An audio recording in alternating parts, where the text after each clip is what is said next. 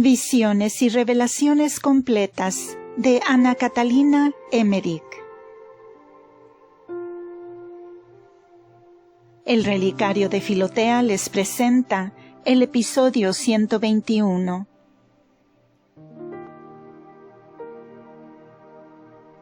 En la mesa explicó Jesús algunas cosas más sobre Isaías 58:7.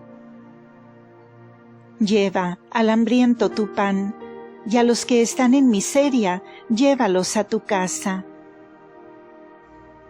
Luego preguntó si no tenían allí alguna buena costumbre, como la acción de gracias por la abundante cosecha, de invitar a los pobres y de repartir con ellos los alimentos. Se maravillaba de que hubiesen dejado esa costumbre, y preguntaba dónde estaban los pobres. Puesto que lo habían invitado y que presidía como maestro, debía él, añadió, cuidarse de que asistiesen los invitados naturales y de ley, y mandó que llamasen a los que habían sanado en la sinagoga, y a todos los demás pobres del lugar. Como no lo hicieron enseguida, salieron sus discípulos a la calle y llamaron a los pobres. Y cuando llegaron les dejó Jesús su lugar en la mesa, y los discípulos hicieron lo mismo. Los fariseos, contrariados, poco a poco fueron abandonando las mesas. Jesús con sus discípulos y otras buenas personas sirvieron a los pobres y repartieron todo lo que les sobraba, de modo que quedaron sobremanera contentos. Después se dirigió Jesús con los suyos a la casa del fariseo Dinotus para tomar algún descanso. Al día siguiente vinieron innumerables enfermos de Genebris y de los alrededores a la casa donde se albergaba. Y Jesús se pasó toda la mañana sanando y exhortándolos. Había muchos mancos e hidrópicos. El hijo de Dinotus, que tenía unos 12 años y se llamaba Josafat, siguió a Jesús cuando su padre se hizo discípulo. Los niños judíos llevaban un vestido largo con un cuchillo a ambos lados, cuyo ribete estaba partido. Delante, hasta los pies, tenía botones y ligaduras. Cuando el vestido de los niños llevaba faja, entonces era rizado. De otro modo caía como una túnica que a menudo se recogía un tanto. Cuando Jesús se separó de Dinotus, lo estrechó contra su corazón, y el hombre lloró de ternura. Jesús se encaminó en compañía de varios de sus discípulos hacia el sur, a través de valles, por 2 o 3 horas, y pernoctó en una ladera de monte donde había un galpón de cosechadores vacío. Estaban con él Natanael, Andrés, Santiago, Saturnino, Aristóbulo, Tarsisus, Pármenas y otros 4 discípulos. El lugar estaba entre 2 ciudades, la de la izquierda, Ulama, y la de la derecha, Jafia. Ulama estaba enfrente de Tarichea, como Genebris está enfrente de Betulia. Se encuentran a respetable distancia, pero la montaña está de tal manera que parecería que Betulia se halla sobre estas ciudades. Este lugar está en el viaje de Jesús, al parecer muy cerca, pero el camino tuerce, de modo que se lo pierde de vista. Aquel campo donde Jesús enseñó a los hombres de la cosecha es realmente el campo donde José encontró a sus hermanos con el ganado. Y el pozo cuadrangular allí existente es la misma cisterna donde echaron a José.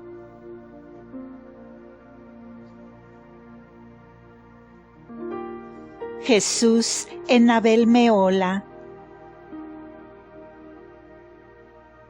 Jesús caminó desde ese refugio nocturno unas 5 horas más lejos hacia el mediodía, y llegó a eso de las 2 de la tarde a la pequeña ciudad de Abel-Mehola, donde había nacido el profeta Eliseo. Está en una altura, de modo que las torres aparecen a nivel con los barrancos del lugar.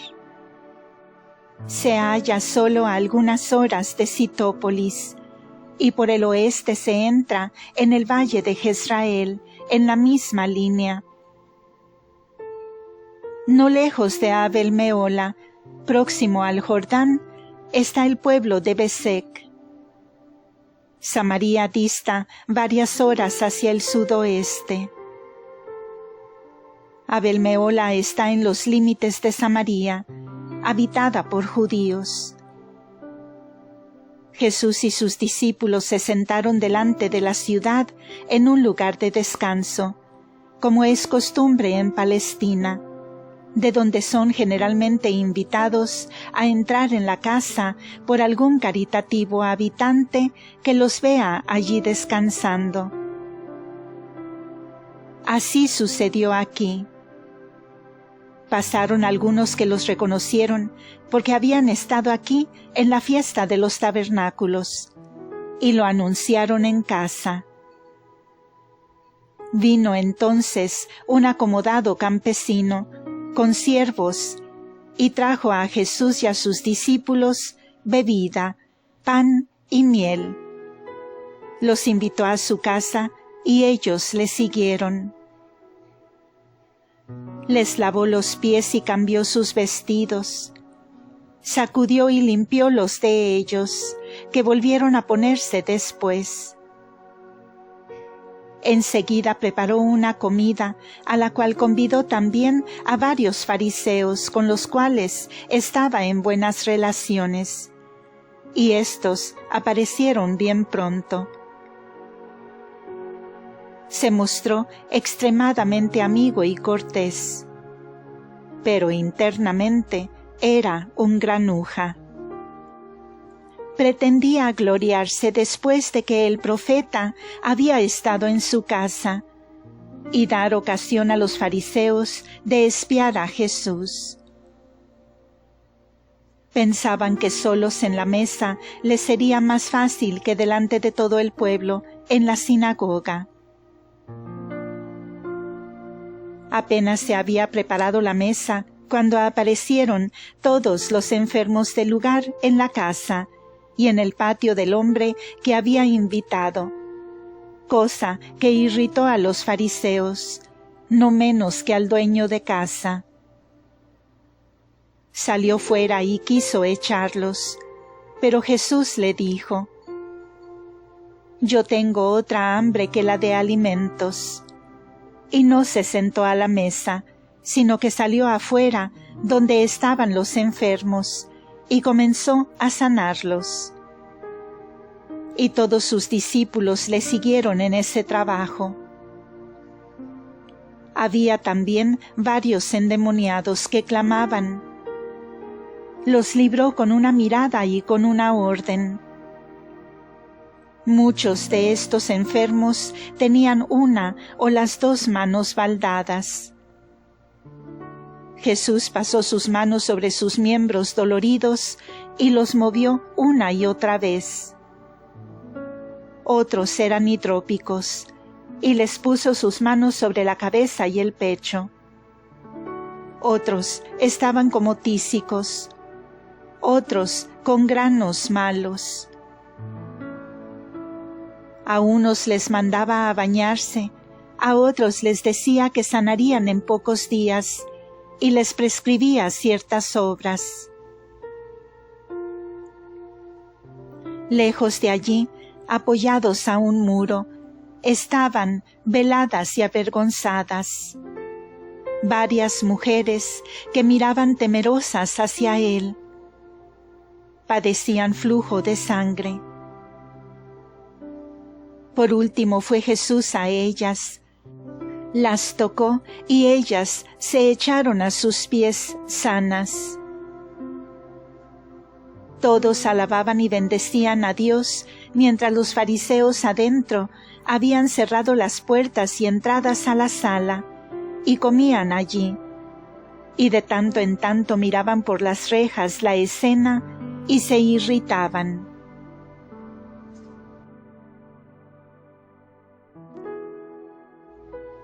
Todo esto duró tanto tiempo que los fariseos, si quisieran volver a sus casas, debían atravesar entre los enfermos y sanados, y de todo el concurso del pueblo que cantaba y alababa a Dios.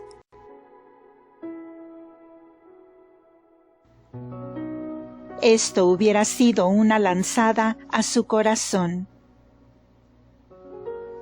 Al fin se hizo tan grande el gentío que Jesús tuvo que retirarse al interior de la casa para que se dispersaran.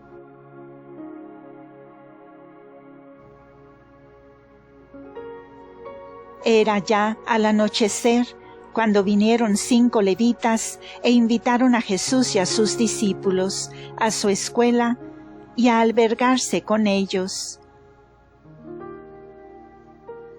Dejaron la casa del rico campesino, dándole las gracias, y Jesús dio una lección breve y usó de la palabra zorros, como cuando habló de los herodianos. El hombre, por su parte, se mostró siempre deferente. En la casa de la escuela tomó Jesús algún alimento con sus discípulos y pasaron la noche en un largo corredor, donde habían preparado con alfombras lugares de descanso, divididos por biombos. En la misma casa hay una escuela de niños.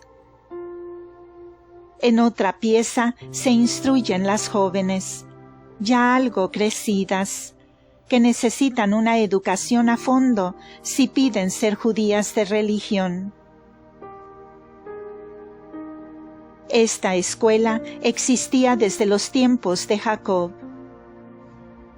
Como Jacob era perseguido siempre por Esaú, Rebeca, su madre, lo había mandado a Abel-Mehola, donde vivía en secreto cuidando su ganado, y tenía consigo algunos peones y siervos. Vivía allí Jacob en tiendas, y Rebeca mantenía una escuela para niñas cananitas y otras paganas que deseaban ser judías. Como Esaú, sus hijos y sus siervos solían casarse con estas extranjeras. Rebeca tenía esta escuela donde instruía a las jóvenes paganas que iban a casarse con judíos, para que practicasen su religión y tuviesen sus costumbres. Esto lo hacía por necesidad, aunque tenía aversión a estas extranjeras. Este campo le pertenecía. Jacob se mantuvo aquí mucho tiempo oculto, y cuando preguntaban se les decía que Jacob estaba en el extranjero guardando su ganado.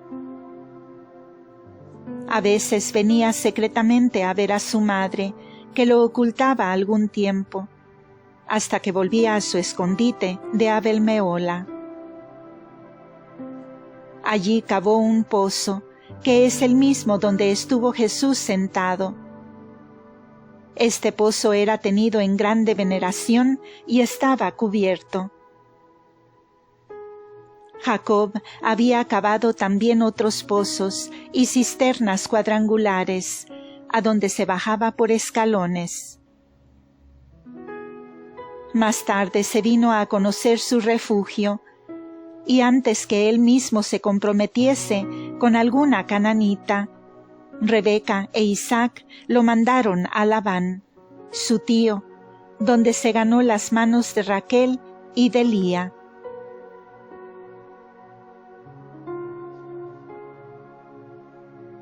Noticias sobre la escuela de Rebeca y la gente de Canaán.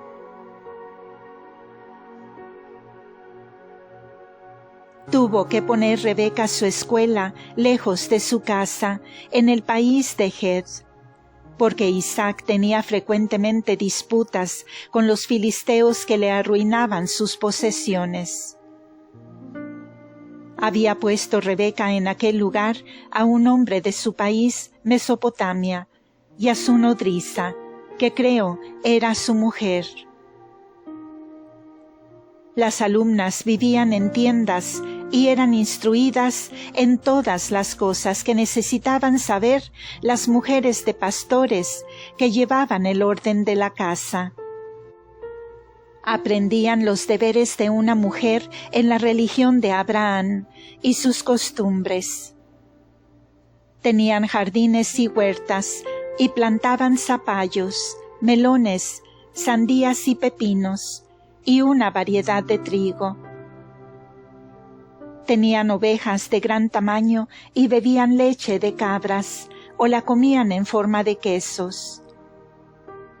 Se instruían en leer y escribir, cosa que para ellas les resultaba muy difícil. No se escribía entonces tanto como ahora, y se hacía sobre retazos gruesos y oscuros. No eran rollos, como más tarde, sino cortezas de ciertos árboles. He visto cómo las sacaban de las plantas. Para escribir, marcaban con fuego las letras de la corteza. Tenían una cajita con casilleros, y he visto que estos casilleros eran brillantes por arriba, porque contenían toda clase de signos de metal dentro. Para escribir, calentaban estos signos y los grababan en la corteza, uno después de otro. He visto el fuego donde calentaban estos signos, que usaban también para cocinar, asar, cocer y como lámpara, y cómo la usaban, y pensé en ese momento que tenían la lámpara bajo el celemín.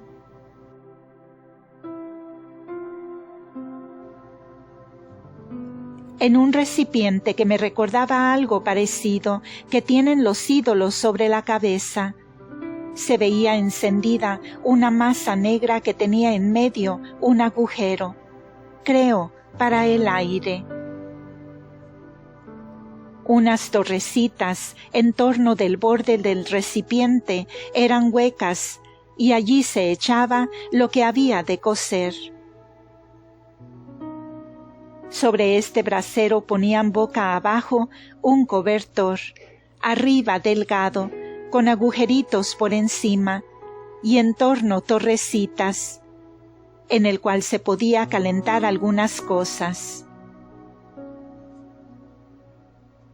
En estos braseros había en torno aberturas, y hacia donde querían tener luz se abría o corría una de esas ventanitas, y la llama de ese lado iluminaba el aposento.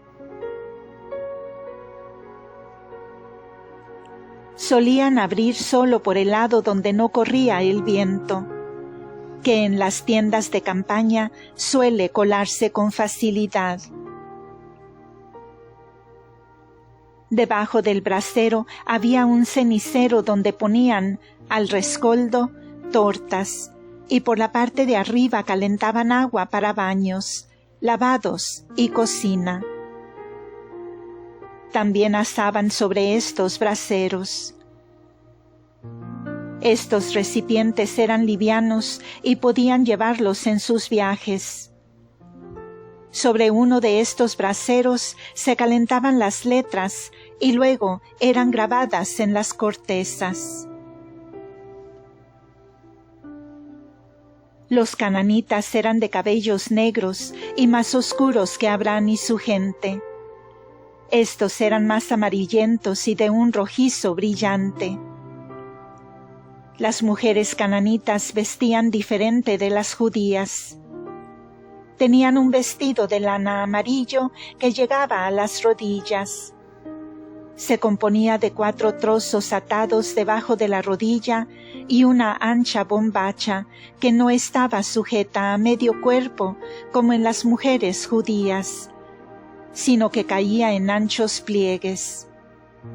En torno del cuerpo estaba esta bombacha recogida. La parte superior del cuerpo estaba cubierta de 2 trozos de tela que cubrían el pecho y la espalda. Estos trozos de tela estaban recogidos y atados sobre los hombros. Era una especie de escapulario ancho, abierto a ambos lados y cerrado en torno del cuerpo.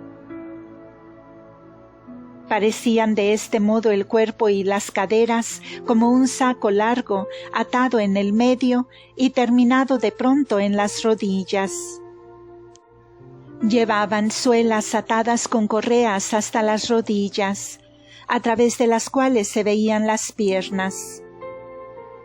Los brazos estaban cubiertos con trozos transparentes y anillos de metal brillante que se cerraban como mangas.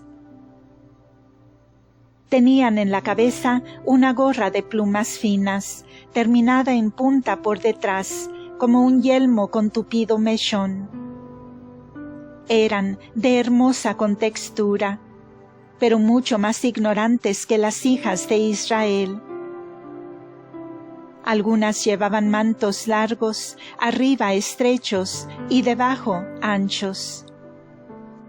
Las mujeres de Israel llevaban una prenda interior, luego un camisón largo y encima un vestido largo abotonado por delante, la cabeza cubierta con el velo, o si no con telas rizadas, como suelen llevar hoy las gentes en torno del cuello.